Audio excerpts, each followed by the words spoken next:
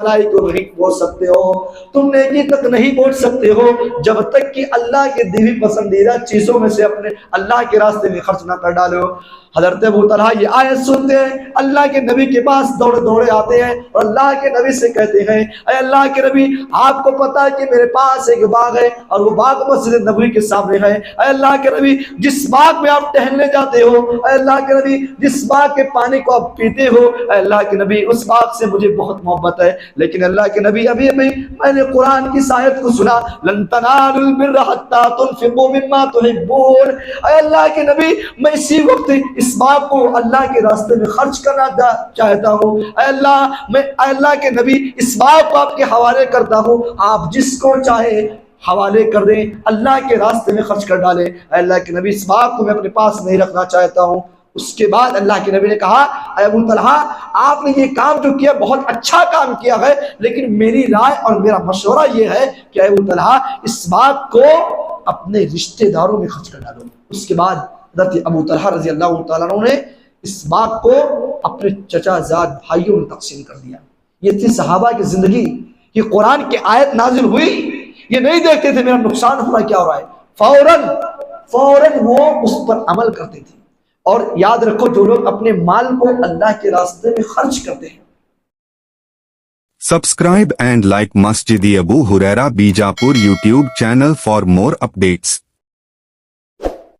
الذین اصطفیٰ اما بعد، محترم سامعین، الحمدللہ ہم لوگوں نے آج چوتھے پارے کی تلاوت سنی ہے۔ آج انشاءاللہ ہم لوگ چوتھے پارے کی مختصر منتخب آیات کی تفسیر دیکھیں گے۔ اس سے پہلے تیسرے پارے کی ایک اہم واقعات کل وقت کی قلت کی وجہ سے میں نے چھوڑ دیا تھا، مختصر سے اس کو بیان کر کے اس کے بعد انشاءاللہ چوتھے پارے پر شروع کرتا ہوں۔ وہ حضرت مریم علیہ السلام کی پیدائش کا واقعہ ہے۔ اللہ تبارک و تعالیٰ نے وہ بھی ذکر کیا ہے، اذ قالت امرأۃ عمران، جب عمران کی بیوی، مفسرین ان کا نام حنہ بنت فاقود لکھا ہے کہ جب عمران کی بیوی حنہ بنت فاقود اپنے رب سے کہتی ہیں کہ انی نذرت لک ما فی بطنی محررا، اے اللہ میرے پیٹ میں جو کچھ ہے میں اس کو تیرے راستے میں وقف کرتی ہوں، آزاد کرتی ہوں، فتقبل منی، اے اللہ تو اس کو مجھ سے قبول کر لے۔ پتہ یہ چلا، یہ آیت یہ بتاتی ہے کہ انسان کو، ایک ماں کو، ایک باپ کو اپنے بچوں کو، ایک باپ ایک ماں اپنے بیٹی اپنے بچے کو اللہ کے راستے میں وقف کرے، دین کے لیے وقف کرے۔ اس کے بعد جب کوئی نیک عمل کرو تو اللہ تعالیٰ سے یہ دعا بھی کرو اللہ تعالیٰ میرے اس نیک عمل کو قبول کر لے۔ اس کے بعد جب بچہ جنتی ہیں تو قرآن نے اس بات کو بھی نقل کیا ہے، فلما وضعتها قالت رب انی وضعتها انثى، جب عمران کی بیوی مریم علیہ السلام کو جنتی ہیں، بچی پیدا ہوتی ہے، تو یہ اپنے رب سے کہتی ہیں کہ اے اللہ، اے میرے رب، بیٹی جنی ہوں میں، میرے بطن سے، میرے پیٹ سے بچہ پیدا نہیں ہوا ہے، لڑکا نہیں پیدا ہوا بلکہ بیٹی پیدا ہوئی ہے، تو اے اللہ تو خوب جانتا، واللہ اعلم بما وضعت، تو خوب جانتا ہے کہ میں کیا جنی ہوں، کیا پیدا کی ہوں، بیٹی یا بیٹا، تو اللہ جانتا ہے کہ میں بیٹی پیدا کی ہوں۔ وَلَيْسَ الذَّكَرُ كَالْأُنثَىٰ، لیکن اللہ ایک سوال یہ ہے کہ بیٹے یہ بیٹیوں کی طرح نہیں ہوتے ہیں، اور آج حقیقت بھی ہے۔ آپ اندازہ لگاؤ، اگر آپ کے بیٹی ہو اور آپ کے بیٹے ہوں تو جاؤ گھر پر اندازہ لگاؤ، ایک باپ جب بیمار ہو جائے، ایک ماں جب بیمار ہو، اور اگر بیٹا بیٹھا ہو، باپ اگر کہے بیٹا سر میں درد تھوڑا سا دبا دو، تو پہلے بیٹی دوڑ کر آئے گی، بیٹا نہیں آئے گا۔ یہ حقیقت ہے کہ ایک بیٹی اپنے ماں باپ سے بیٹوں سے کہیں زیادہ محبت کرتی ہے۔ تو اللہ تبارک و تعالیٰ سے وہ کہتی ہے لا وَلَيْسَ الذَّكَرُ كَالْأُنثَىٰ، بیٹے یہ بیٹیوں کی طرح نہیں ہوتے ہیں، ان کو زمانے کے گندی نظروں سے بچانا ہوتا ہے۔ فرمایا وَإِنِّي سَمَّيْتُهَا، کہ اے اللہ میں نے اپنی اس بیٹی کا نام جو رکھا ہے مریم رکھا ہے، اور ایک تجھ سے یہ دعا کرتی ہوں وَإِنِّي أُعِيذُهَا، اے اللہ میں تجھ سے یہ دعا کرتی ہوں کہ مریم کو اور مریم کے ذریت مریم کے اولاد کو مردود شیطان سے بچانا، ان کی حفاظت کرنا شیطان سے۔ اس آیت سے پتہ کیا چلا کہ ایک ماں باپ کو اپنے بچوں کے لیے دعا کرنی چاہیے، ان کے بچوں کے لیے، اپنے بچوں کے لیے دعا کرے کہ اللہ تعالیٰ ان کو شیطان سے محفوظ رکھے۔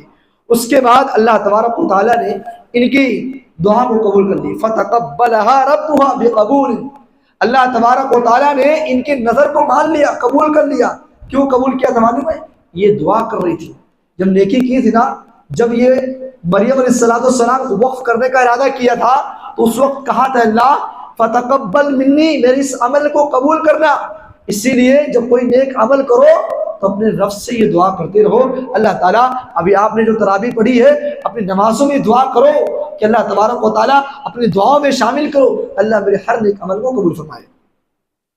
اس کے بعد مریم علیہ السلام کی کفالت کے لیے، مریم علیہ السلام کو پالنے کے لیے، ان کی دیکھ بھال کرنے کے لیے، یہی سب سے امپورٹنٹ آیت ہے، بتانے کا مقصد یہی ہے وَكَفَّلَهَا زَكَرِيَّا، اللہ نے مریم کو پالنے کے لیے زکریا کو لگا دیا کہ زکریا کے کفالت میں یہ پلیں گی، بڑھیں گی۔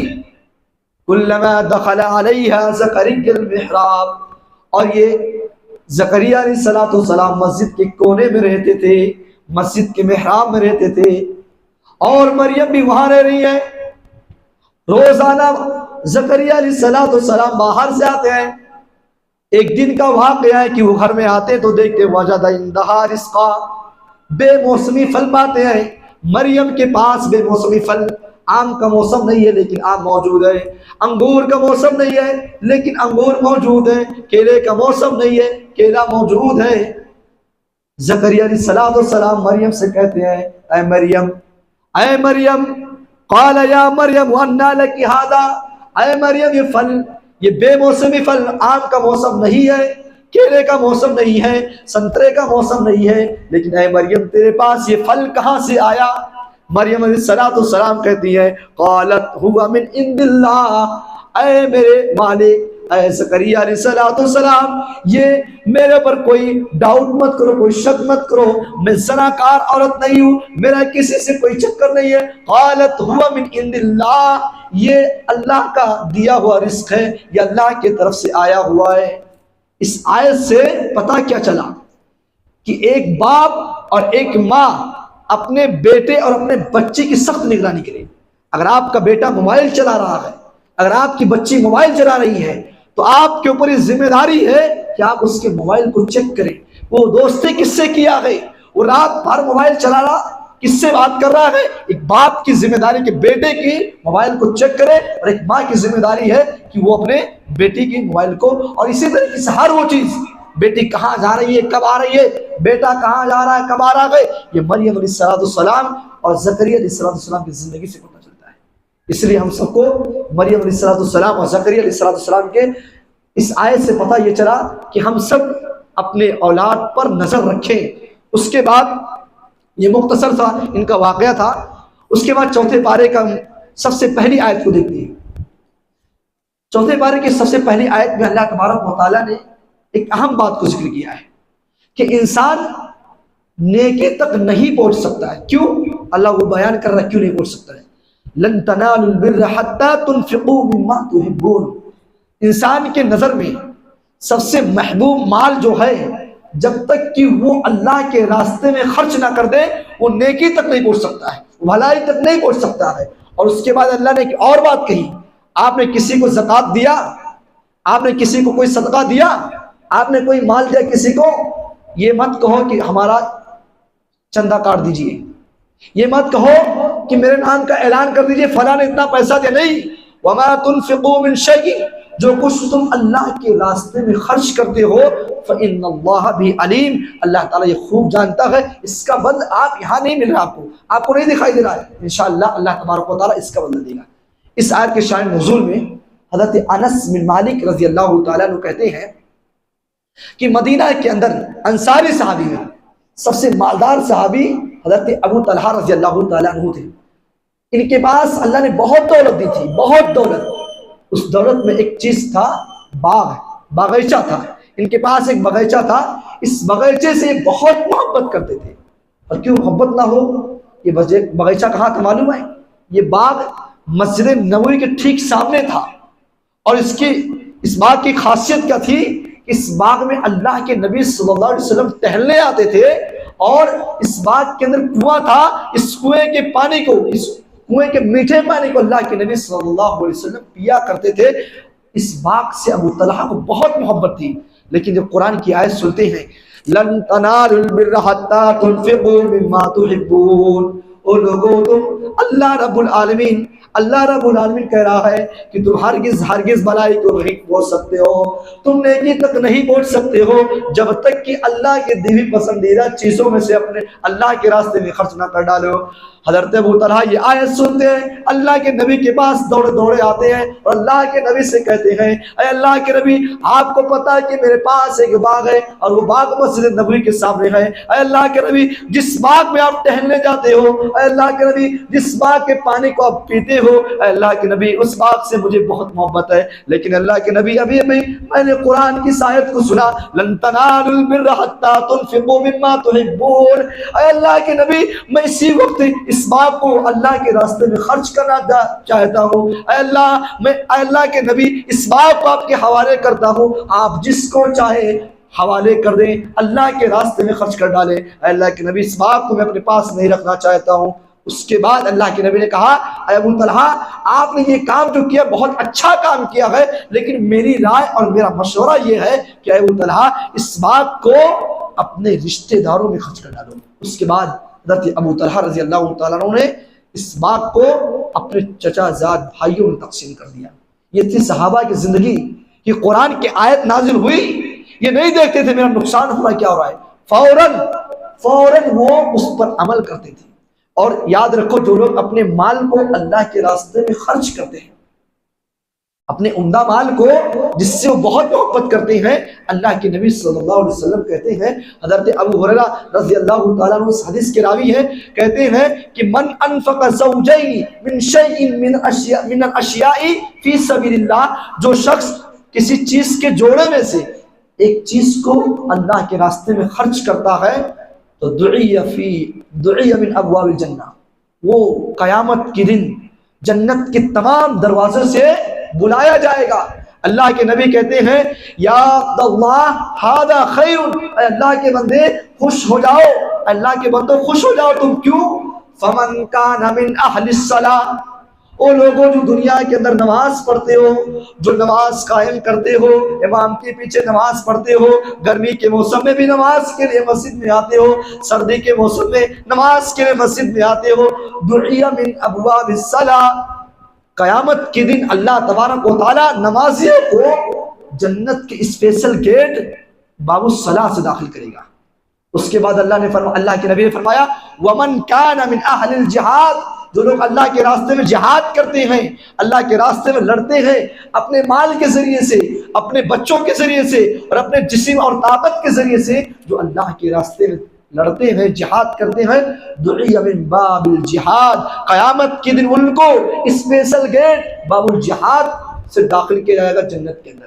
اس کے بعد اللہ کے نبی کہتے ہیں ومن کان من اہل الصدقہ، جو لوگ اللہ کے راستے میں صدقہ کرتے ہیں، جو لوگ اللہ کے راستے میں خرچ کرتے اپنے مال کو دیتے ہیں، قیامت کے دن دعی من باب الصدقہ، ان کو صدقہ کے دروازے سے بلایا جائے گا۔ جنت کے دروازوں میں ایک گیٹ کا نام، ایک دروازے کا نام باب الصدقہ ہے۔ جو لوگ دنیا کے اندر صدقہ دیتے ہیں، اللہ کے راستے میں خرچ کرتے ہیں، اپنے پسندیدہ مال کو دیتے ہیں، قیامت کے دن اللہ تبارک و تعالیٰ ان کو اس اسپیشل گیٹ جنت کے اس باب الصدقہ سے داخل کرے گا۔ ومن کان من اہل الصیام، اور جو لوگ روزہ رکھتے ہیں، جو لوگ اللہ کے لیے پورے دن بھوکا رہتے ہیں، اللہ کے نبی کہتے ہیں دعی من باب الصیام و باب الریان، قیامت کے دن ان کو باب الصیام سے داخل کیا جائے گا، باب الریان سے داخل کیا جائے گا۔ یہ صدقہ دینے والوں اور رمضان کے روزے رکھنے والوں کا یہ اہمیت اور فضیلت ہے۔ اس کے بعد اللہ تبارک و تعالیٰ نے دنیا کے اندر سب سے پہلی مسجد کون سی بنائی گئی؟ سب سے پہلی مسجد کا ذکر کر رہا ہے اور اس کے ساتھ ساتھ مقام ابراہیم کا بھی ذکر کر رہا ہے۔ ان اول بیت وضع للناس، کہ وہ لوگوں دنیا کے اندر سب سے پہلی مسجد اللہ رب العالمین کی عبادت کے لیے سب سے پہلی مسجد جو بنائی گئی تاکہ لوگ جا کر وہاں عبادت کریں وہ خانہ کعبہ ہے، اور یہ کہاں ہے؟ مکہ کے اندر ہے، اور اس کی ببرکت یہ کتنی برکت والی ہے، اللہ کہہ رہا ہے ہدی للعالمین، یہ تمام لوگوں کے لیے ہدایت ہے۔ آپ خود دیکھیں حضرت ابو ذر رضی اللہ تعالیٰ عنہ کہتے ہیں، بخاری کی روایت ہے کہ اللہ کے نبی صلی اللہ علیہ وسلم سے میں پوچھتا ہوں، میں نے خود اللہ کے نبی سے پوچھا کہ اللہ کے نبی ایو مسجد، کون سی مسجد زمین میں سب سے پہلی بنائی گئی ہے، زمین کے اندر سب سے پہلی مسجد کون سی ہے؟ اللہ کے نبی کہتے ہیں قال المسجد الحرام، مسجد حرام سب سے پہلی بنائی گئی ہے۔ اس کے بعد صحابی رسول کہتے ہیں میں اللہ کے نبی سے پوچھتا ہوں اللہ کے نبی اس کے بعد کون سی مسجد ہے؟ اللہ کے نبی کہتے ہیں مسجد اقصی۔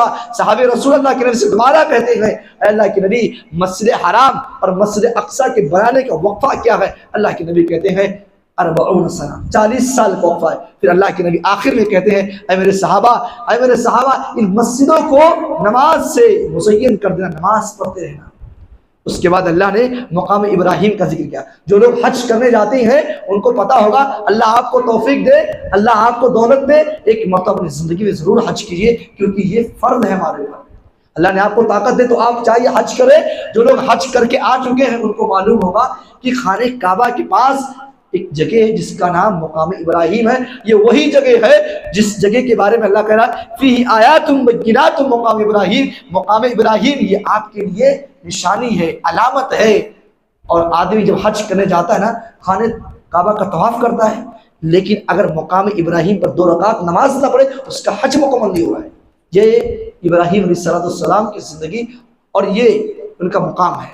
اسی طریقے سے حضرت عمر فاروق رضی اللہ تعالیٰ نے خواہش ظاہر کی تھی کہ اے اللہ جس جگہ ابراہیم اور ان کے بیٹے اسماعیل کھڑے ہو کر خانہ کعبہ کو بنایا تھا، اللہ نماز پڑھنے کی جگہ بنا دے۔ وَاتَّخِذُ مِن مَقَامِ إِبْرَاهِيمَ مُصَلًّى، اللہ نے جو ہے عمر فاروق رضی اللہ تعالیٰ عنہ کی اس خواہش کو پورا کر دیا۔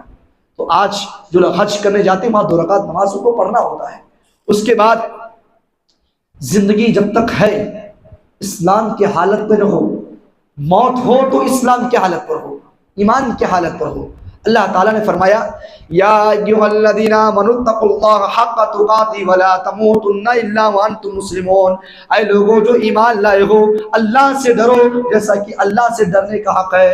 او لوگوں اللہ کا تقوی اختیار کرو۔ رمضان کا مہینہ آیا، ہمارے اندر تقوی آ گیا۔ رمضان کا مہینہ آیا، ہم نماز بھی پڑھ رہے ہیں، ہم زکوٰۃ بھی دے رہے ہیں، ہم صدقہ بھی دے رہے ہیں، ہم اپنی زبان کی حفاظت بھی کر رہے ہیں، لیکن افسوس ہے رمضان کا مہینہ چلا جاتا ہے، ہمارا تقوی بھی ہمارے ساتھ چلا جاتا ہے۔ ایسا نہیں ہونا چاہیے۔ حق تقاتی، جیسا کہ اللہ سے ڈرنے کا حق ہے، جیسا تقوی اختیار کرنے کا حق ہے ویسا تقوی اختیار کیا جائے۔ ولا تموتن الا وانتم مسلمون، اور جب تک زندگی رہے، جب تک اس دنیا کے اندر زندہ رہو اس وقت اسلام کی حالت پر، انتقال ہو تو تمہارا موت ہو تو اسلام کی حالت پر ہو۔ ایک آدمی جب انتقال ہوتا ہے، ہم جنازے کی نماز کے لیے جاتے ہیں، ہم کیا دعا پڑھتے ہیں؟ اللهم اغفر لحينا وميتنا وشاهدنا وغائبنا وصغيرنا وكبيرنا وذكرنا وانثانا، اے اللہ ہم میں جو زندہ ہے اور جو مر چکے ہیں، اے اللہ جو غائب ہے جو حاضر ہیں، اے اللہ چھوٹے ہیں جو بڑے ہیں، اے اللہ مرد ہو یا عورت سب کی مغفرت کر دے۔ اللہم، اے اللہ من احییتہ منا فاحیی علی الاسلام، اے اللہ جو ہم میں سے زندہ ہیں ان کو اسلام کی حالت میں زندہ رکھ، اور اے اللہ جو ہم میں سے موت پا چکے ہیں، اے اللہ ہم میں سے جن کی وفات ہو ان کی وفات ایمان کی حالت میں ہو۔ جب ہم ایک جنازے پڑھتے ہیں اور اس میں یہ دعا بھی پڑھتے ہیں اے اللہ موت ہو تو اسلام کی حالت پر ہو۔ اس لیے جب تک اس دنیا میں رہو تو اللہ سے ڈرتے رہو، اور ڈرنا یہ ہو کہ موت تک آپ کی موت صرف اور صرف اسلام کی حالت پر آئے۔ اس کے بعد اللہ تبارک و تعالیٰ نے یہ بھی ذکر کیا کہ اللہ کی رسی کو مضبوطی سے پکڑ لو، بھائی بھائی بن کر رہو۔ وَاعْتَصِمُوا بِحَبْلِ اللَّهِ جَمِيعًا، کہ وہ لوگوں اللہ کی رسی کو مضبوطی سے تھام لو۔ وَلَا تَفَرَّقُوا، گروہ مت بناؤ، ٹولیوں میں مت بنو۔ اللہ کا رسی کیا ہے؟ اللہ کے نبی صلی اللہ علیہ وسلم اس حدیث کی اس آیت کی شرح کر رہے ہیں کہ اللہ کے نبی صلی اللہ علیہ وسلم اپنی وفات سے پہلے کہہ رہے ہیں کہ تَرَكْتُ فِيكُمْ أَمْرَيْنِ لن تضلوا ما تمسكتم بهما كتاب الله وسنة رسوله، کہ میرے صحابہ میں 2 چیزوں کو آپ کے درمیان چھوڑ کر جا رہا ہوں۔ وہ دو چیز کیا ہے؟ اگر ان دو چیزوں پر عمل کرو گے تو کبھی گمراہ نہیں ہوگی۔ پتہ یہ چلا کہ اگر اللہ کے نبی صلی اللہ علیہ وسلم کے بتائے ہوئے دو طریقوں پر کوئی نہیں چل رہا ہے وہ گمراہ ہو جائے گا۔ کتاب اللہ و سنت رسول، یہ کتاب اللہ کی رسی یہ کتاب ہے، اور سنت رسول اللہ کے نبی صلی اللہ علیہ وسلم کی حدیث ہے، یہ دو چیزوں کو اگر آپ چھوڑ رہے ہو تو گویا کہ گمراہی کے راستے پہ جا رہے ہو۔ اس لیے ہم سب کو چاہیے کہ ہم آپس میں بھائی بھائی بن کر رہیں، اللہ کے رسی کو اور اللہ کے نبی صلی اللہ علیہ وسلم کی حدیثوں کو مضبوطی سے پکڑے رہیں، انشاءاللہ العظیم ہم کبھی گمراہ نہیں ہوں گے۔ اس کے بعد اللہ تبارک و تعالیٰ نے اس امت کا ذکر کیا، اس امت کی تعریف کی کہ یہ امت بہترین امت ہے۔ تو بہترین امت کا کام یہ ہے، اللہ فرماتا کنتم خیر امت اخرجت للناس تأمرون بالمعروف وتنہون عن المنکر، کہ میں نے تم کو جو بہترین امت بنایا ہے تو ایک کام یہ ہے کہ جو لوگ برائی کے راستے پہ ہیں ان کو نیکی کے راستے بناؤ، اور جو لوگ برائی کا عمل کرتے ہیں ان کو روکو برا کرنے سے، برائی سے روکو۔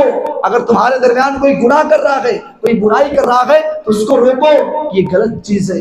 اس لیے اور اللہ کے نبی صلی اللہ علیہ وسلم کہتے ہیں من رأى منکم منکرا، کہ جو شخص تم میں سے کسی برائی کو دیکھے تو اگر اس کے ہاتھ میں طاقت ہو تو اس برائی کو ہاتھ سے روکے، فإن لم يستطع فبلسانه، اور اگر طاقت ہاتھ میں نہیں ہے تو آپ اپنے زبان سے روکو، بولو اس کو، اور اگر بولنے کی بھی طاقت نہیں ہے فإن لم يستطع فبقلبه، تو اپنے دل کے اندر اس برائی کو اور اس آدمی کو برا جانو۔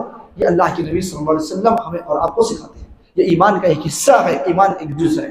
اس کے بعد اللہ تبارک و تعالیٰ نے غزوہ احد کا بھی ذکر کیا، اس سے پہلے اللہ نے غزوہ بدر کا بھی ذکر کیا ہے کہ غزوہ احد میں یہ ہوا کہ مسلمانوں کی جو تعداد تھی، مسلمانوں کی تعداد 1000 اور کافروں کی جو تعداد ہے وہ 3000 ہے، لیکن جو 1000 مسلمانوں کی جو تعداد تھی اس میں بھی جو منافقین تھے چال چل کر 300 آدمی کو وہاں سے لے لیے۔ مسلمانوں میں سے جو 1000 کی تعداد تھی کچھ منافقین بھی تھے، منافقوں نے چال چلا اور اپنے 300 آدمیوں کو 1000 میں سے نکالا، مسلمانوں کی تعداد کتنی بچی؟ 700 بچی۔ جنگ ہونا ہے، سن 3 ہجری کا واقعہ ہے یہ۔ اللہ کے نبی صلی اللہ علیہ وسلم ان 700 مسلمانوں کو تسلی دے رہے ہیں اور یہ حکم دے رہے ہیں، 40 صحابہ کو جبل رمات پر ٹھہراتے ہیں اور ان کو یہ تلقین کرتے ہیں کہ میرے صحابہ یہ جگہ ہے، یہاں آپ لوگ جائیے گا، جب تک میں حکم نہ دوں اس جگہ سے ہلیے گا مت، اس جگہ کو مت چھوڑیے گا۔ جب ہوتی ہے مسلمان جیت جاتے ہیں، مسلمان 3000 آدمیوں پر بھاری پڑ جاتے ہیں، لیکن مسلمان جب یہ جیتتے ہیں جنگ اور مال غنیمت کو اکٹھا کرنے لگتے ہیں تو 40 صحابہ کو جبل رمات پر اللہ کے نبی نے جو ٹھہرایا تھا، جب وہ دیکھتے ہیں کہ مسلمان جیت گئے جنگ اور مال غنیمت کو سمیٹ رہے ہیں، آپ خود اندازہ لگائیں، صحابہ کرام سوچتے کہ اب جب جنگ جیتے ہوئے ہیں تو ہم بھی چلتے ہیں مال کو سمیٹتے ہیں۔ اب یہ 40 صحابہ میں سے سارے صحابہ، چند صحابہ کو چھوڑ کر غالباً 10 صحابہ بچے تھے، 30 صحابہ جو ہے اس جبل رمات کو اللہ کے نبی کے حکم کو چھوڑ کر، اللہ کے نبی نے کہا جب تک میں نہیں کہوں گا جب تک ہلنا مت، وہاں سے اس جگہ کو چھوڑنا مت، لیکن اللہ کے نبی کی ایک نافرمانی کی وجہ سے وہ جیتی ہوئی جنگ نقصان میں بدل جاتی ہے۔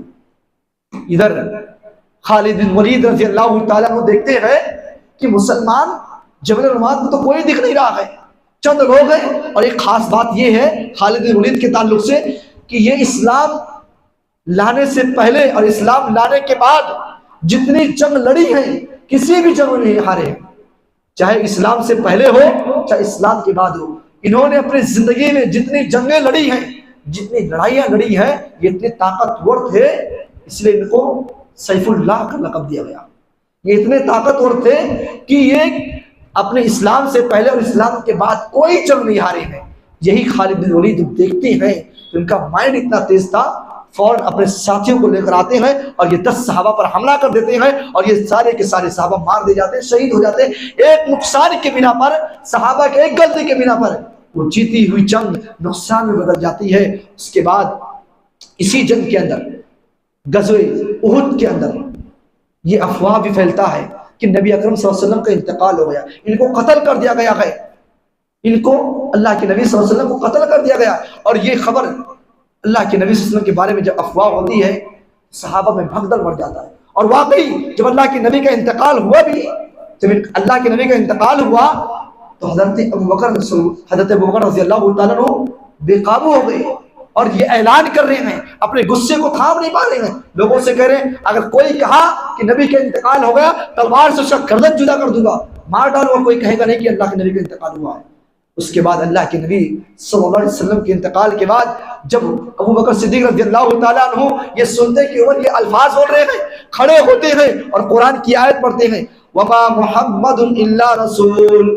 او لوگوں، محمد یہ اللہ کے رسول ہے. قد خلت من قبل الرسل، اور محمد سے پہلے بھی جتنے بھی رسول گزرے ہیں وہ بھی اللہ کے رسول تھے. افإن مات أو قتل انقلبتم على أعقابكم. او لوگوں، کیا اللہ کے نبی کا انتقال ہو جائے یا ان کو قتل کر دیا جائے کیا تم جنگ کے میدان کو چھوڑ کر بھاگ جاؤ گے؟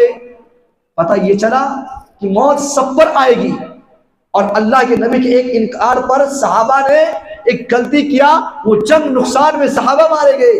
پتہ یہ چلا اگر ہم اپنی زندگی میں نبی کی ایک حکم کی پابندی کرتے ہیں تو یاد رکھو ہمیں بھی وہ سزا ملے گا. اس لیے ہم سب کو اللہ کے نبی صلی اللہ علیہ وسلم کی اطاعت کرنا چاہیے.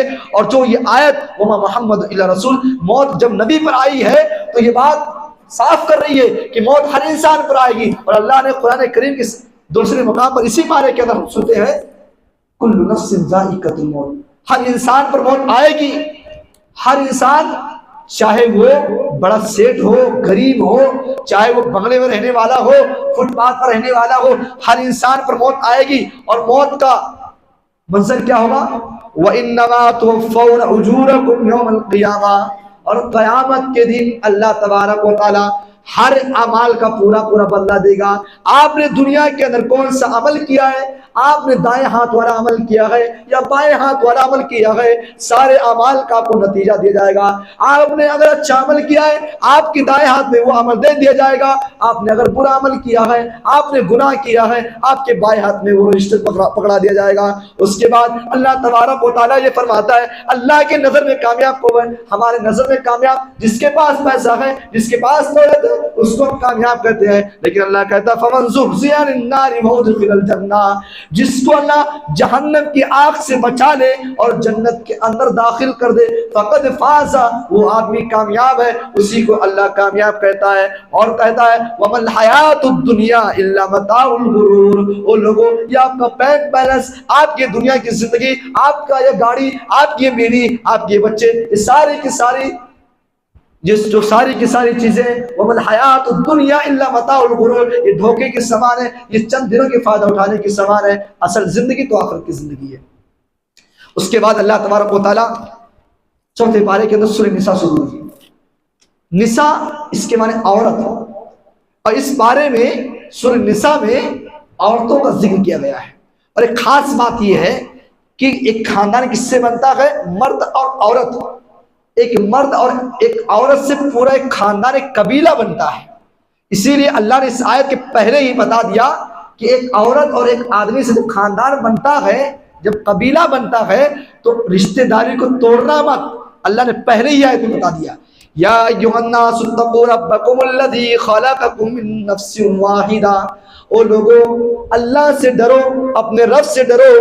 الذی خلقکم من نفس واحدہ، جس رب نے تم کو ایک نفس سے پیدا کیا، ایک جان سے پیدا کیا ہے. وَخَلَقَ مِنْهَا زَوْجَهَا، اللہ نے تمہارے لیے جوڑے بنائے، بیویوں کو بنایا ہے. وَبَثَّ مِنْهُمَا رِجَالًا كَثِيرًا، اور اللہ تبارک و تعالیٰ نے ان میں سے بہت سارے مردوں کو بنایا ہے، وَنِسَاءَ، اور بہت سی عورتوں کو بنایا ہے. لیکن یاد رکھو مرد اور عورت جب ملاقات کرتے ہیں بچے پیدا ہوتے ہیں اور بچوں کے ذریعے سے اس مرد اور عورت کے ذریعے سے ایک خاندان بن جاتا ہے. تو یاد رکھو وَاتَّقُوا اللَّهَ الَّذِي، یہاں اللہ پھر کہہ رہا کہ اللہ سے ڈرو، رشتہ داری کو توڑنا مت. جو لوگ رشتہ داری کو توڑتے ہیں، اللہ کے نبی کہتے ہیں مَن كَانَ يُؤْمِنُ بِاللَّهِ وَالْيَوْمِ الْآخِرِ، اگر آپ کو اللہ پر ایمان ہے، اگر آپ کو آخرت کے دن پر ایمان ہے، فَلْيَصِلْ رَحِمَهُ، تو آپ رشتہ داری کو جوڑو، صلہ رحمی کیجئے، تعلقات کو جوڑیے. اگر کوئی تعلقات کو نہیں جوڑتا ہے تو اللہ کے نبی کہتے ہیں کہ وہ جنت میں نہیں داخل ہو سکتا. لا يدخل الجنۃ قاطع، جنت میں نہیں جا سکتے ہیں جو لوگ رشتہ داری کو توڑ دیتے ہیں. لہذا سورہ نساء کی پہلی آیت میں اللہ یہ پیغام دے رہا ہے کہ رشتہ داری کو بچا کر رکھنا. اس کے بعد اللہ تبارک و تعالیٰ مرد کو 4 شادی کرنے کی اجازت دے رہا ہے. اگر میری مائیں میری آواز کو سن رہی ہے، آج کیا ہے، اگر شوہر دوسری شادی کا صرف ارادہ کر لے، یا ہماری بہنیں اپنے شوہر کے بارے میں کسی اور کے ذریعے سے سنیں کہ میرا شوہر کسی سے بات کر لیا ہے کہ میں دوسری شادی کرنے والا ہوں، گرچہ کے بعد چھوٹی ہو، عورتیں پورا واویلا مچا دیتی ہیں، جینا حرام کر دیتی ہیں. یہاں اللہ حکم دے رہا میری بہنوں، اگر آپ کے شوہر کے اندر یہ طاقت ہے کہ وہ انصاف کر سکتا ہے تو 4 شادی کرنے کی اجازت اللہ خود دے رہا ہے.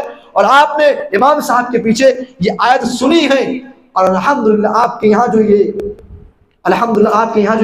رواج ہے کہ تراویح کی نماز کے بعد خلاصہ تفسیر ہو، کیونکہ یہ ہونا چاہیے، کیونکہ عربی زبان سے ہم واقف نہیں ہیں.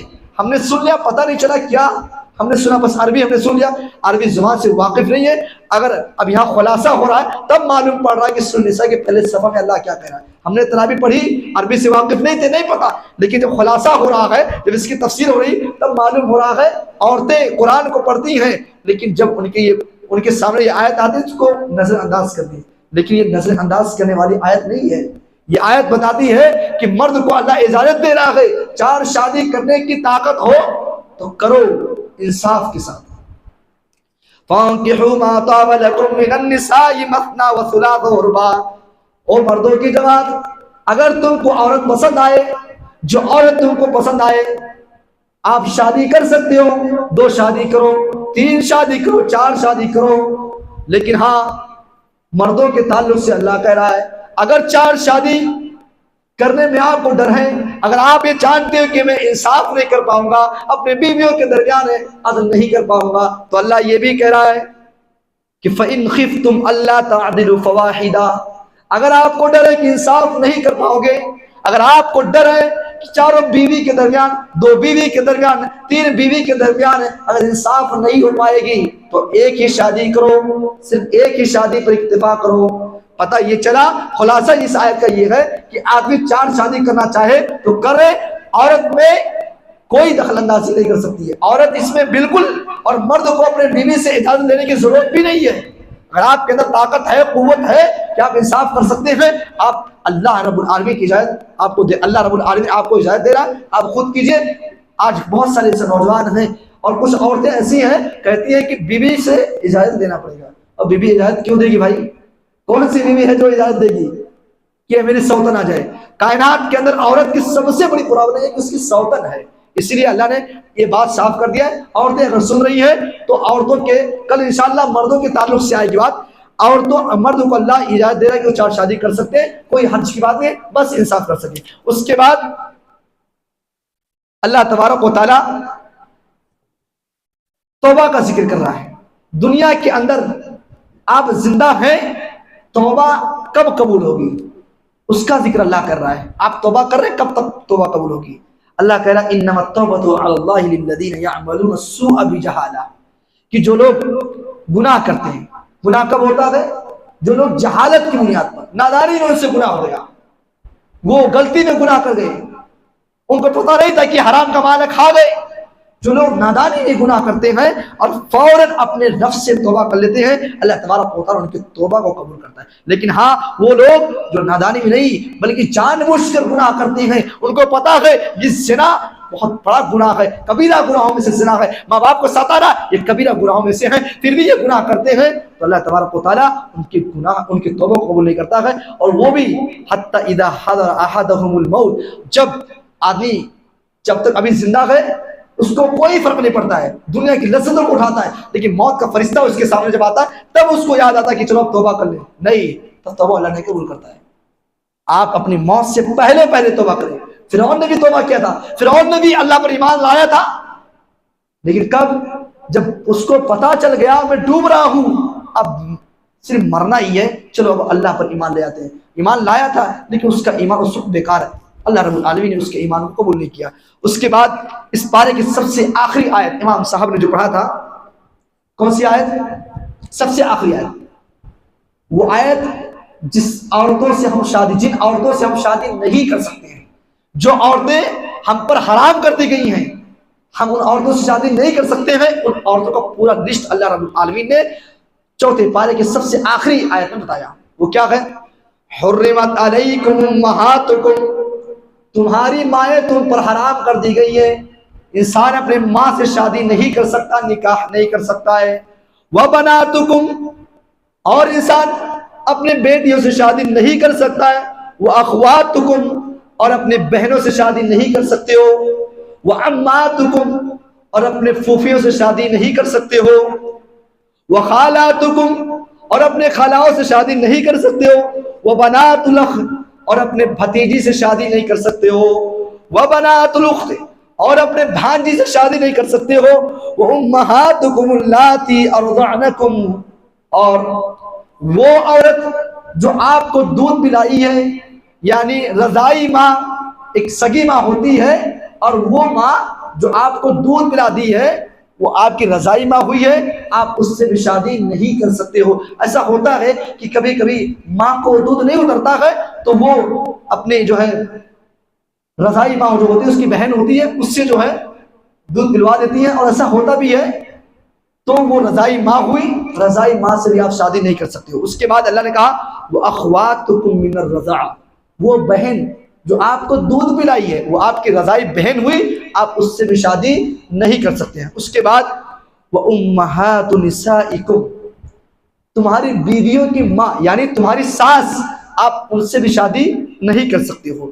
اس کے بعد وَرَبَائِبُكُمُ اللَّاتِي فِي حُجُورِكُم مِّن نِّسَائِكُم، اس کے بعد وہ عورت جس سے آپ نے شادی کیا، بچی پیدا ہوئی، آپ اس بچی کو پال رہے ہو، شادی ہو گئی، بچی پیدا ہوئی، آپ اس بچی کو پال رہے ہو، آپ اس بچی سے شادی نہیں کر سکتے ہو۔ لیکن ہاں آپ نے شادی کیا، ایک ایسی عورت ہے فَإِن لَمْ تَكُونُوا دَخَلْتُمْ بِهِنَّ فَلَا جُنَاحَ عَلَيْكُمْ، آپ نے کسی عورت سے شادی کیا، شادی ہوئی کوئی مسٹر سے، آپ نے اس سے ہم بستری نہیں کیا، طلاق ہو گیا، پہلے دن شادی ہوئی، آپ نے ہم بستری نہیں کیا، دوسرے دن یا کچھ دن کے بعد طلاق ہو گیا، آپ نے ہم بستری کیا ہی نہیں، اب وہ عورت کسی اور سے شادی کر رہی ہے، اب اس عورت سے اس آدمی سے، پہلے شوہر تو آپ ہوئے ہیں لیکن ہم بستری نہیں کیے ہیں، دوسرے جگہ اس کی شادی ہوتی ہے اور اس کی بیٹی پیدا ہوتی ہے، اب آپ اس سے اس کے بیٹی سے آپ نکاح کر سکتے ہیں۔ اس کے بعد وَحَلَائِلُ أَبْنَائِكُمُ الَّذِينَ مِنْ أَصْلَابِكُمْ، اپنے بہو سے آپ شادی نہیں کر سکتے ہیں، بہو سے بھی شادی نہیں کر سکتے ہیں۔ وَأَن تَجْمَعُوا بَيْنَ الْأُخْتَيْنِ، اور دو بہنوں کو ایک ساتھ نکاح میں نہیں رکھ سکتے ہو۔ ایک بہن سے شادی ہوئی، ایک لڑکی سے شادی ہوئی، اب چاہو آپ کہ اس کی بہن بھی مجھے پسند ہے اس کو بھی شادی میں رکھ لو، نہیں رکھ سکتی ہو، اسلام اجازت نہیں دیتا ہے۔ دو بہنوں کو ایک ساتھ ایک نکاح میں نہیں رکھ سکتے ہو، ایک کو طلاق دینا پڑے گا تب دوسری کو لانے کی اجازت ہے۔ اور اسی طریقے سے بھتیجی اور پھوپھی کو ایک ساتھ نکاح میں نہیں رکھ سکتے ہو، اور بھانجی اور خالہ کو ایک ساتھ نکاح میں نہیں رکھ سکتے ہو۔ یہ پورا ایک لسٹ ہے، ایک بار پھر سے اس لسٹ کا میں اعادہ کر دیتا ہوں۔ آدمی ماں سے نکاح نہیں کر سکتا ہے، اس کے بعد بیٹی سے نکاح نہیں کر سکتا ہے، اس کے بعد بہن سے نکاح نہیں کر سکتا ہے، اس کے بعد پھوپھی سے نکاح نہیں کر سکتا ہے، اس کے بعد خالہ سے نکاح نہیں کر سکتا ہے، یہ 5 ہوئے۔ اس کے بعد بھتیجی سے، اس کے بعد بھانجی سے، اس کے بعد رضائی ماں، رضائی بہن، اس کے بعد ساس، 10 لوگ ہوئے۔ اس کے بعد وہ عورت جس سے آپ کی پہلے شادی ہوئی تھی، بچی پیدا ہوئی، اس سے آپ نکاح نہیں کر سکتے اگر آپ نے دخول کیا ہے، اگر دخول نہیں کیا تو نکاح کر سکتے، 11 لوگ ہوئے۔ اس کے بعد بہو سے نکاح نہیں کر سکتے ہیں، 2 بہنوں کو اکٹھا جمع کر کے نکاح نہیں کر سکتے ہیں، اور 13 اور 14 وہ لوگ جو پھوپھی اور بھتیجی کو نہیں جمع کر سکتے ہو، اور اس کے بعد بھانجی اور خالہ کو نہیں جمع کر سکتے ہو، یعنی ایک ساتھ نکاح میں نہیں رکھ سکتے ہو۔ یہ نکاح کا پورا لسٹ ہے۔ یہ عورتیں جو آپ کے سامنے بیان کی گئی ہیں 4 پارے کے آخری صفحے میں، یہ حرام ہے ان کے علاوہ جس سے من کر اس سے شادی کرو۔ اللہ رب العالمین سے دعا ہے کہ اللہ تبارک و تعالی ہم سب کو 4 پارے کے اندر جو ساری باتیں بیان کی گئی ہیں، اللہ تبارک و تعالی ہم سب کو اس پر عمل کرنے کی توفیق عطا فرمائے۔ اللہ رب العالمین ہماری نمازوں کو، ہماری تراویح کو قبول فرمائے۔ اللہ تبارک و تعالی ہمارے روزوں کو قبول فرمائے۔ آمین۔ وآخر دعوانا ان الحمد للہ رب العالمین۔ السلام علیکم و رحمۃ اللہ وبرکاتہ۔